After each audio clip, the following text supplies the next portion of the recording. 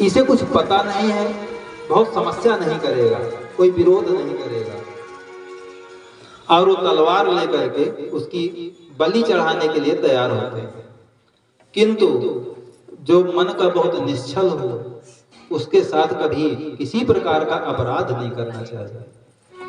उसका सारा मन नारायण में लगा रहता है। ऐसे लोगों के ऊपर नारायण की विशेष कृपा होती है। जड़ भरत पहले से भी तपस्वी थे। हमारा कोई भी कर्म कभी निष्फल नहीं जाता, चाहे पुण्य कर्म हो चाहे पाप कर्म हो, वो कहीं ना कहीं फलित अवश्य होता है। अगर हम किसी, जैसे कि आपकी गाड़ी है, आप चलाना भूल गए, लेकिन गाड़ी है, जब आपको चलाना फिर से आ जाएगा तब आप वो फिर से चलने लगेगी। इसी प्रकार हमारे कर्म भी, हम थोड़ी देर के लिए हो सकते हैं उनको भूल गए हो, किंतु जब उनकी प्रवृत्ति फिर से बन जाएगी तो फिर वो क्रम वहीं से शुरू हो जाएगा। यह इस प्रकार है, जैसे आप लोग पूजा पाठ करते हैं, मंत्र जाप करते हैं, बहुत अच्छा मन लगता है, बीच में कभी कभी ऐसा होता है कि मन नहीं लगने लगता, छूट जाता है 2-4 महीने के लिए, 6 महीने के लिए। फिर जब बैठते हैं तो थोड़ा थोड़ा मन लगता है, ज्यादा नहीं लगता है, लेकिन जब फिर बैठने लगते हैं तो जो आपकी पुरानी स्थिति होती है वहीं से फिर शुरुआत हो जाती है। इसीलिए कोई भी कर्म व्यर्थ नहीं जाता है, आपकी शुरुआत वहीं से होगी जहां से आपने छोड़ा है। तो जड़ भरत भी पूर्व के तपस्वी हैं। काली माता जब ये देखती हैं कि इतना निष्पाप पूर्व का इतना तपस्वी और इसका ये वध करने जा रहे हैं, तुरंत काली माता वहां प्रकट हो जाती हैं और उस भील राज के हाथ से तलवार छीन लेती हैं और उसके स्वयं उसके 2 टुकड़े कर देती हैं, उसका सर काट देती हैं और उसके सर को अपने पैरों से लुढ़काने लगती हैं। वो इतना क्रुद्ध हो जाती हैं, इतना क्रोध में आ जाती हैं कि उसके पैरों को उसके सिर को अपने पैरों से लुढ़काना शुरू कर देती हैं। और जड़ भरत उनको देख करके उनकी प्रवृत्ति जाग जाती है। जड़ भरत को सब याद आ जाता है। जड़ भरत उनको प्रणाम करते हैं, माता उनके मस्तक पर अपना चरण रख देती हैं। जैसे ही अपना चरण रख देती हैं उनको सारे जन्म याद आ जाते हैं, सारी तपस्या याद आ जाती है, उनको ब्रह्म ज्ञान की प्राप्ति हो जाती है। किंतु उसके बाद जड़ भरत पहले इसलिए नहीं बोलते थे कि कुछ पता नहीं था, अब इसलिए नहीं बोलते हैं कि सब पता है। क्या बोले, क्या व्यर्थ का प्रलाप करें। हम लोगों की प्रवृत्ति होती है, थोड़ा सा भी कुछ पता है तो ब्रह्मज्ञानी बनने के लिए बहुत भाषण करते हैं, बिना पूछे सलाह देते हैं। जड़ भरत जी शांत ढंग से अपना जीवन व्यतीत करते हैं, तपस्या करते हैं, नारायण का ध्यान करते हैं। उसी समय एक और घटना होती है। एक राजा है जिनका नाम है रहुगढ़। राजा रहुगढ़ अपनी पालकी में अपने सेवकों के साथ, कहारों के साथ जा रहे हैं, और जब जा रहे होते हैं तो रास्ते में एक कहार बीमार पड़ जाता है, वो पालकी उठाने के लायक नहीं रहता है। राजा कहते हैं कि जाओ किसी गांव से किसी कहार को पकड़ लाओ, या जो मिले उसको पकड़ करके ले आओ। सेवक जाते हैं, उनको कोई नहीं मिलता है। जड़ भरत उनको मिल जाते हैं, वो जड़ भरत को पकड़ कर ले आते हैं। फिर भी जड़ भरत कोई विरोध नहीं करते, वो नहीं पूछते हैं कि तुम मुझको जबरन कहां पकड़ करके ले जा रहे हो और क्यों लेके जा रहे हो। जड़ भरत को लेकर के आते हैं, कहते हैं पालकी उठाओ। जड़ भरत पालकी उठाते हैं। अब जो काम आपने कभी जीवन में नहीं किया, नया नया दे दिया जाए, आपको कोई वाहन चलाने के लिए दे दिया जाए, तो जाहिर सी बात है कहाँ जाएगा, आप चला नहीं पाएंगे। वो कभी पालकी उठाए नहीं थे, तो उनके और कहारों के चाल में तालमेल नहीं बन रहा था और लगातार राजा को झटका लग रहा था। राजा क्रोधित हो रहा था, कहां से इसको पकड़ करके लाए हो, ये कौन है, ये मरे के समान चल रहा है, जैसे इसके शरीर में बल ही नहीं है। फिर देखते हैं, कहते हैं कि अरे कोई मोटा ताजा आदमी लाना था, इसको कहां से पकड़ करके ले आए हो, तुम ठीक से चलो नहीं मैं तुम्हारा वध कर दूंगा। तुमको रास्ता नहीं दिखाई देता है। समस्या जड़ भरत के साथ एक और होती है, रास्ते में जितने चींटियां आती हैं, जितने जीव आते हैं, वो नीचे देख रहे हैं, आगे नहीं देख रहे हैं, उनको बचाने के चक्कर में वो बार बार पैर इधर उधर रख रहे हैं, तो पूरी पालकी ऐसे ऐसे डोल रही है। राजा डर गया कि मैं गिर जाऊंगा। राजा नाराज होता है और उनको इस प्रकार अपशब्द कहता है। जड़ भरत कहते हैं, अरे राजा, मोटा पतला शरीर होता है, मैं शरीर नहीं हूं, मैं तो आत्म तत्व हूं, और आत्म तत्व न मोटा होता है, न पतला होता है, न लंबा होता है, न छोटा होता है। राजा कहता है कि तुम मरे के समान हो। जड़ भरत कहते हैं, या इस जगत में सब मरे के समान हैं, ये शरीर मरता है, थोड़े थोड़े रोज सब मर रहे हैं, जैसे जैसे जिसकी आयु बीत रही है वो रोज थोड़ा थोड़ा मर रहा है। राजा तुम भी मर रहे हो, तुमको ये ज्ञान नहीं हो रहा है कि जैसे ही अगला दिन आता है हम एक दिन मर गए, हमारी आयु कम हो गई। इसी प्रकार जगत में सबकी स्थिति है राजा, सब मर रहे हैं और मैं नहीं मरूंगा, ये शरीर मरेगा।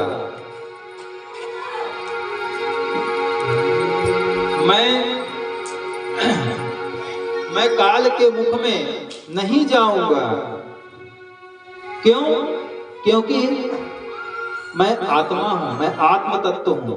ये मार्ग है, इसमें मैं नहीं चलता, इसमें ये शरीर चलता है।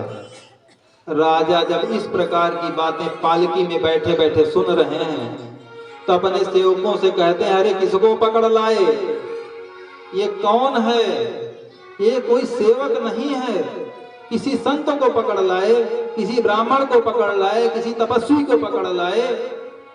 ये ब्रह्म ज्ञान की बातें कोई सेवक करेगा। और इतना कह करके कहारों को कहते हैं रुको, और राजा अपनी पालकी से कूद जाते हैं और कूद करके जैसे ही देखते हैं वो यज्ञोपवीत धारण किए हुए दिव्य स्वरूप में जड़ भरत वहां खड़े रहते हैं। देखते ही राजा पहचान जाते हैं कि कोई सामान्य व्यक्ति नहीं है। उनको प्रणाम करते हैं और कहते हैं, आप कोई दिव्य आत्मा है, मुझे क्षमा कर दीजिए, आपसे मैंने अपनी सेवा करा दी, मुझे नरक मिलेगा। कहते हैं, आप मुझे ज्ञान प्रदान कीजिए जिससे मेरा भी कल्याण हो सके।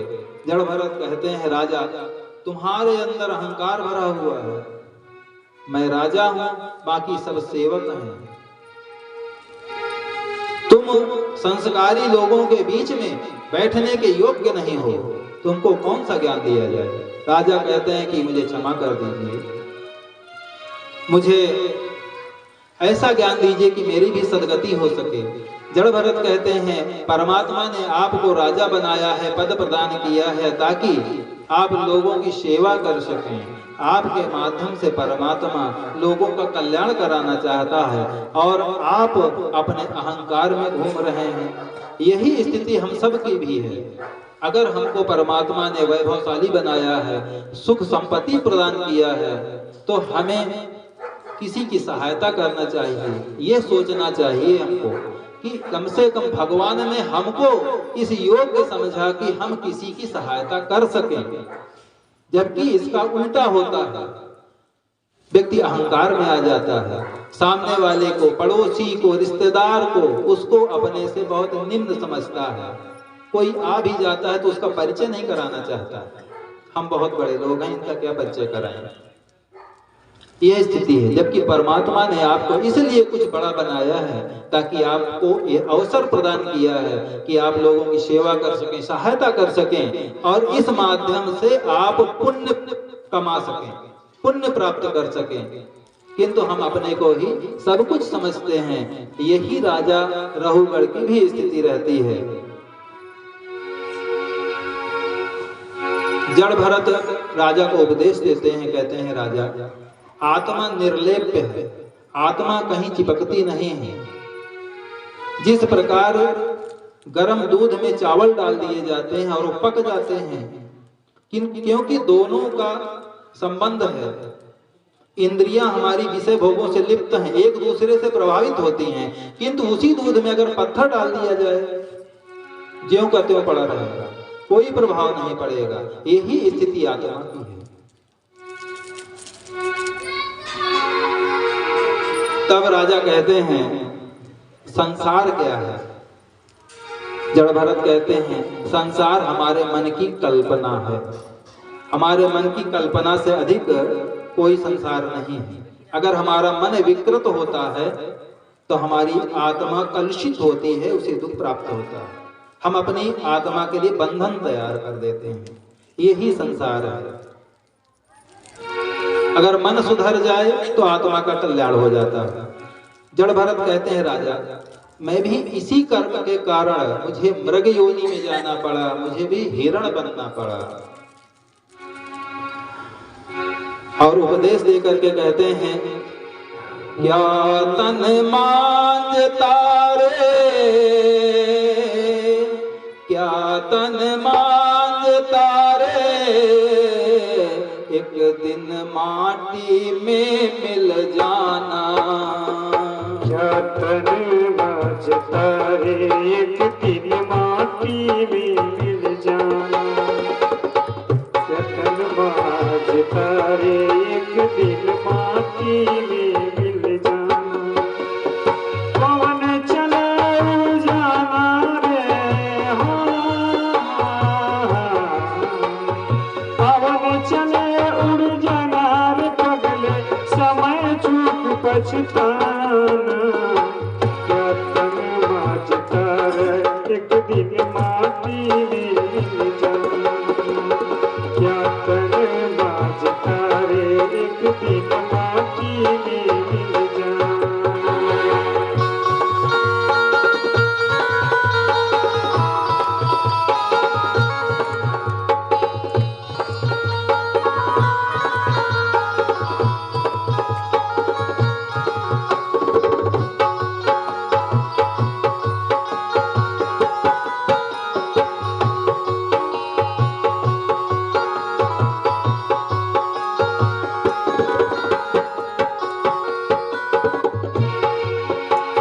चार जना मिल गड़ी बनाई, चढ़ा कोट की डोली।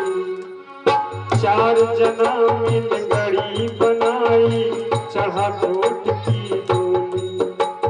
चारों तरफ से आग लगा दी हूँ, चारों तरफ से आग लगा दी, फूंक दी जैसी होली। क्या तन मांझता रे, एक दिन माटी में मिल जाना। क्या तन मांझता रे, एक दिन माटी में मिल जाना।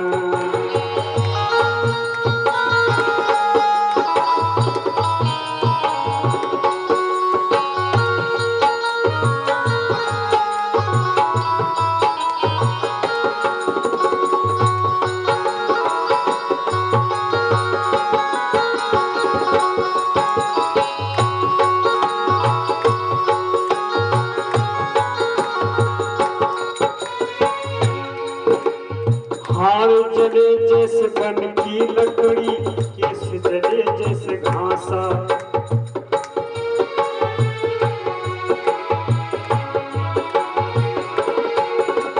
हार जले जैसे बन की लकड़ी, केस जले जैसे घासा। कंचन जैसी काया जल गई हूँ,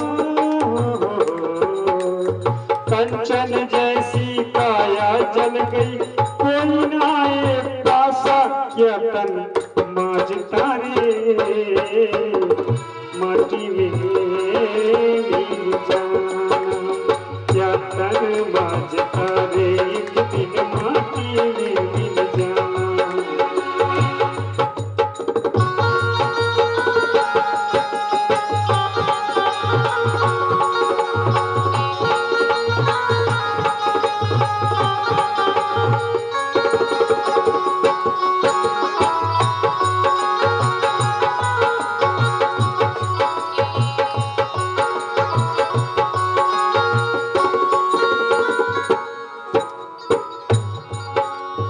तीन दिना तेरी क्रिया रोवे, तेरा दिना तेरा भाई, तीन दिना तेरी क्रिया रोवे, तेरा दिना तेरा भाई, जन्म जन्म तेरी माता रोवे हो, जन्म जन्म तेरी माता रोवे, करके आस पराई, क्या तन मांझता रे एक दिन माटी में मिल जाई, एक दिन माटी में मिल जाए, माटी में मिल जाए रे बंदे, माटी में मिल जाए रे एक दिन माटी में मिल जाए, क्या तन मांझता रे एक दिन माटी में मिल जाए, क्या तन मांझता रे एक दिन। पवन चले जैसे सूर्य, पवन चले उड़ जा रे पगले, पवन चले उड़ जाना रे पगले, समय चूक पछताना, क्या तन मांझता रे एक दिन माटी में मिल जाना, क्या तन मांझता रे एक दिन माटी में मिल जाना। सुखदेव जी महाराज कहते हैं परीक्षित,